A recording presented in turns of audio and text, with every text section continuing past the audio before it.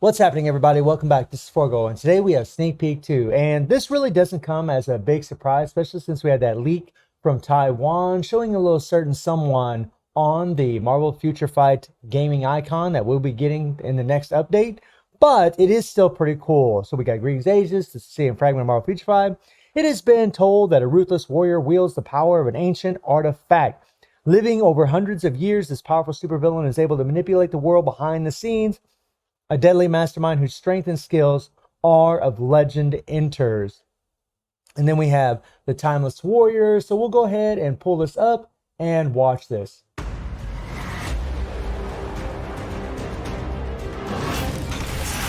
Alright.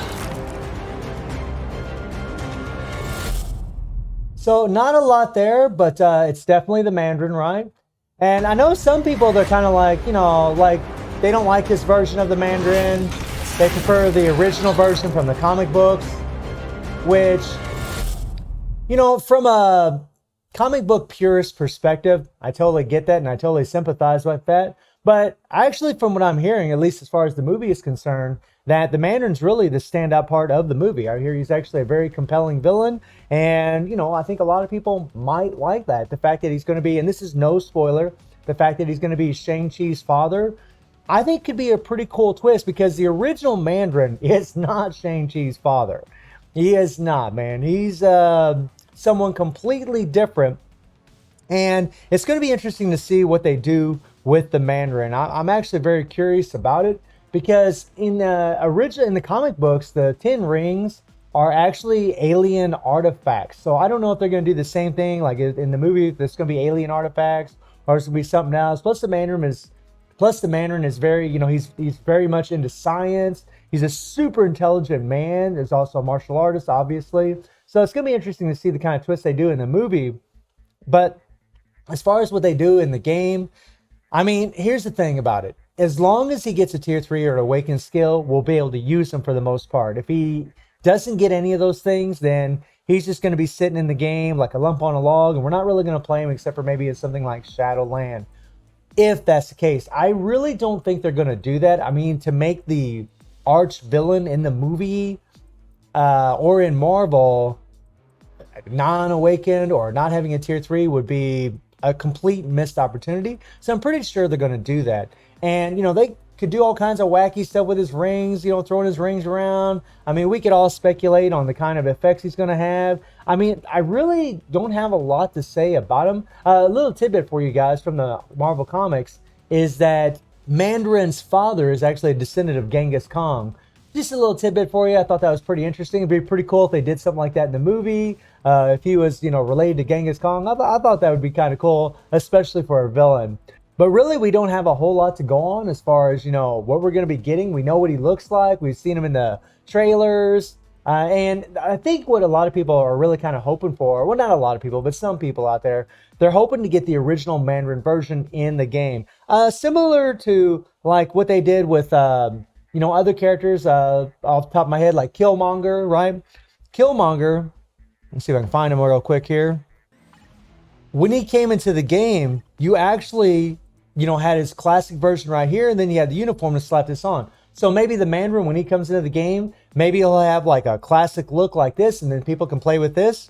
Or he'll have the uniform where he has the new look from the movie. I mean, more than likely, they'll probably do something like that. It wouldn't be the first time they've done it. They've done it with other characters as well in the game, but Killmonger's the one that comes to mind right off the top of my head, which is kind of weird because this is actually a very old character at this point in the game. But all we can do is wait and see. I mean, I'm really, really excited. I mean, really, at this point, I'm just more excited for Shang-Chi more than anything. And the potential of other characters getting uniforms. But I am pretty excited for the Mandarin. Hopefully he'll be freaking strong. He better be. And I really, really pray that maybe, some people are speculating he might be the mid-month tier 3. We'll see. As long as he gets a tier 3, and he really would be deserving of a tier 3. Like I said, Shang-Chi's going to get a tier 3. And Mandarin is the arch villain. Well, he's actually the arch villain of Iron Man in the comic books. But MCU already butchered that. Sorry if you guys disagree, but they butchered the Mandarin in the Iron Man movie. Jesus Christ, they totally destroyed him.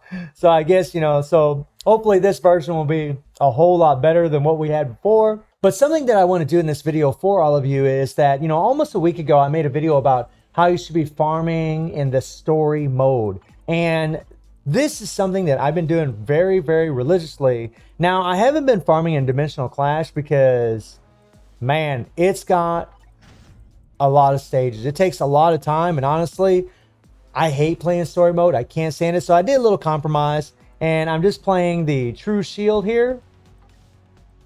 And you can see here that I do have, I can combine a fragment. So let's go ahead and combine it, and maybe we can get some EODs. Let's see. We got an ISO 8, which really sucks. That's a bummer. And I haven't been farming in All War either, although I should be farming in this every single day because it's only 4 of these. So I'm probably going to start doing it. I just keep switching my characters over and over and over. A little bit lazy. I'm working into it. But I play the Future Ends here every single day. So I always play the True Shield, and I always play the Future Ends here. And let's combine some fragments and see if we get anything lucky here. We got quite a few of these. All right, a mythic card. Don't need it really at this point in the game, to be honest. I mean, we really want EOD. That's what I want. Nah, see, TCP is good, but EOD for this guy. That's where I'm lacking big time. See, more TCP. I mean, I can use TCP to craft, but you can only craft 25 EOD a day. I mean, the card's fine, but I don't need it. Yeah, I mean, it's the cards are whatever. So it really didn't help that much at all. The TCP was nice, but I've already crafted all of my cards. I've already combined all of them. I already got the stats that I want. And really, at this point in the game, all I need is P cards to craft combined cards to get the blue stars. So getting mythic cards right now for me is pretty useless on this account, unfortunately. So let me know how you're all feeling about Mandarin. Let me know what kind of luck you get in your story mode fragments. And I do stream on Twitch at 9 p.m. GMT plus 7 time. The link will be in the description below. And I hope you enjoyed the video. Thank you for watching. Y'all take care and have a good one. See ya.